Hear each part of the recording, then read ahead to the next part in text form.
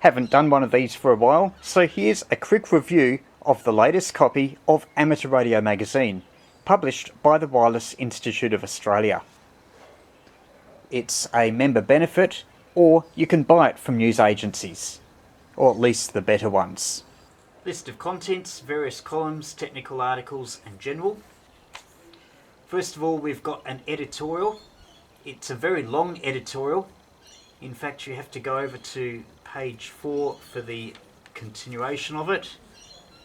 I think it's too long, but anyway, the question that it asks is about security and all that. Anyway, it was fairly heavy going. Won't say anything more about it. And so we're on to the next page, which is the board comment from outgoing president Greg VK3YE, and there's a report, quick report on the WIA AGM, which because of COVID was held as a virtual meeting, and then a bit of a retrospective as Greg has finished up as president. There's a new president now, and some suggestions on how things should go, at least how the WIA could be run a bit better. Something that I found interesting was quite a few little footnotes, like we learn various bits and things like game theory and these little footnotes that, I don't know, if you're an academic you'd have footnotes, but for a magazine, a bit hard reading. WIA News, advert from JCAR. Make sure that when you're next in JCAR, buy my book, Australian Ham Radio Handbook. Here we have Bill Roper, who has just got a Order of Australia for doing a lot of stuff to do with amateur radio. He's been with WIA in various office holding positions for a long time, many decades, so well deserved to Bill Roper. Bit of thing about some guy's memories with an old receiver. Over to you letter, all about technical point about SWR. Yes, SWR seems to have lots and lots of discussion. In fact, an article on Mayhem that was held instead of the Wyong Field Day. Apparently it was very successful, so you never know, maybe one next year. But yeah, it's run by the Central Coast Amateur Radio Club up in VK2. And speaking of that, a big 2-page spread on a lot of old equipment there. A lot of ex-military vintage gear. There's a Gibson Girl, which is basically a wind-up hand-powered transmitter. There's a few videos around if you search Gibson Girl, but you'd have as a maritime safety thing, so that if you're overboard, you could crank the handle and it would send out a beacon and hopefully people will find you. NCRG Hamfest, that's coming up next month, August 2021. So always go to that if you're in Western Australia. This is quite an important article, WIA Spectrum Committee News. The Spectrum Committee has been doing a lot of stuff. I've been quite busy with changes to the amateur regulations, the possibility of us going to a class license, so there's a write-up on that from Grant Willis, VK5GR. Now we've got really detailed article. It's a sort of thing I should set some time to read it, but yeah, lots of graphs, formulas and all that, all about the mysteries of connecting radios to antennas, transmission lines, filters, ballons and couplers. A far cry from just connecting a wire and adjusting the antenna coupler and tuning for maximum brightness. But anyway, if you want to understand how it all works, then Brian Clark is the man to explain it. So a very comprehensive article here, and it goes on and on. Summary of part 2. Okay, so there must have been another part, and also a good load of references if you want to learn a bit more. Gibbs Tech is coming up. Normally it's in the middle of winter when it's always rains, they say. Or is that the Southeast Convention at Mount Gambier? Anyway, it's in the Latrobe Valley. Anyway, it's going to be held at a warmer time of the year, this time in November. That often gets interstate and other people coming to hear all the talks at Gibbs Tech. WIE news, a few bits and pieces. Streaming video over internet protocol for amateur radio. Quite a detailed article there. Now, lots more formulas. How does the tandem match Stockton Bridge work? Okay, looks very much like a VSWR or some sort of impedance bridge there. Yep.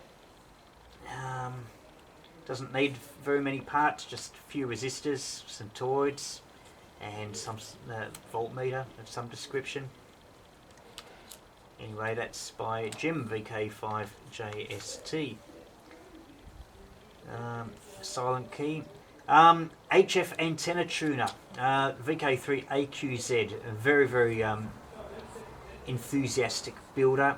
He recently built and described a big HF transceiver, but anyway, this must be the companion antenna coupler for it. So looks like a really nice bit of homebrew kit. And oh, isn't this beautiful? Yeah, great construction in there. Oh, it gets even better. Looks really professional. Brisbane VHF Group. What is this about? Moving a beacon. They do a lot of microwave stuff up there. So yep, lots of microwaves, and yeah, there's more there. Awards. Okay, if you want to look at who's the top of the DXCC, well, you turn to page 44 and 45, and there's your answer. Along with various other awards. DX of the Year, over to you. Quite a long letter to the editor, over to you. All about RPL and the Australian Maritime College. Now, if you do get this magazine, I'd suggest you read this letter. It's funny, you know how I did a video a while ago on paperless oral exam system, you know? I was wearing my wig and I wasn't expecting anyone to take it seriously. Anyway, people have taken it seriously, and there is in fact an oral exam option. Well, it's more their option than your option, because don't know when it was introduced, but it didn't seem to be with any sort of consultation or discussion. But anyway, the Australian Maritime College, they may choose, if they want, if you are applying to an amateur radio license through RPL, which is recognition of prior learning, they may, at their option, ask you to do an interview. So basically an oral test in amateur radio. I haven't seen any written documentation of it. They say here it's a phone call of 15 to 20 minutes. So not sure what they're going to ask, but it does just seem rather interesting. A conversational type format, not as objective as, say, a question paper with multiple choice that you mark with a standardized template. But anyway, this letter was to do with a guy who wanted to get a amateur license. They had an American qualification, and I think they'd also done part of the Australian exams. Anyway, they wanted to get an amateur license under recognition of prior learning, and anyway, they had all sorts of difficulties in that. So it doesn't seem to be a particularly slick process. Anyway, it's quite long and floridly written, not only on page 47 but also on page 48. So if you're into amateur exams and amateur exam systems, then read that letter. ALARA, Ladies Amateur Radio Association, so a bit of history about VK3YL, who was one of the first early YL VKs in Australia and very active on CW years and years ago. Florence Violet Mackenzie as well. Now, of course, she was the radio girl. You might have seen my previous video. I reviewed a great book, Radio Girl. Anyway, that was Florence Violet Mackenzie, who taught a lot of people during the war in telegraphy. So, yep, here are some more silent keys. DX talk, DXpedition to Cocos Keeling Island. So that's long way somewhere northwest of Western Australia. So yeah, would be quite a nice DX spot. Commonwealth contest. With the Cocos Keeling article, they do give some ideas for lessons learned. So if you're playing a DX expedition, then it could be worth reading this article. VK6 news from the Peel Amateur Radio Group. From my own time as a shortwave listener, I remember listening to the Peel Amateur Radio Group. They had a net every Sunday morning just before the WIA broadcast on 80 metres. So good to read about the Peel Amateur Radio Group. So it looked like they had a swap meet and other bits and pieces. A meteor scatter with Kevin VK3YE. Bit more about meteor showers and things. Even if you don't have much equipment, at least try and listen to meteor activity, especially on 6 metres. You might be quite surprised at the distances that you hear, and I did 1 or 2 videos of that. So look up meteor scatter, and even if conditions appear to be very dull and you wouldn't be hearing very much on 6 metres, you never know. Connect your rig, connect your computer, a basic antenna, and you might get signals, at least around local sunrise, which I found was when the activity was on.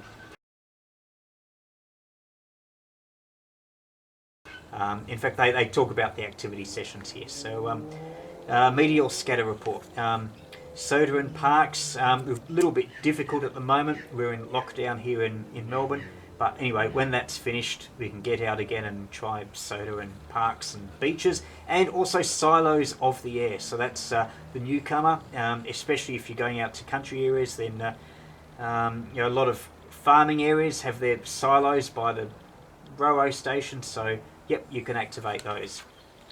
And speaking of which, there we are, silos of the air, and some beautifully painted silos there, and even a map of where they all are.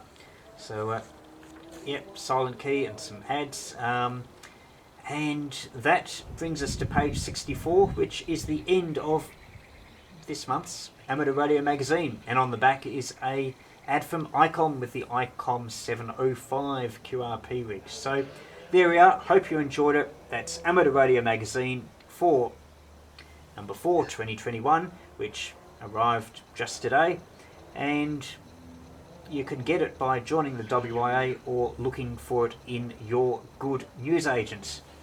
If you want to do stuff like this, check out my book Minimum QRP.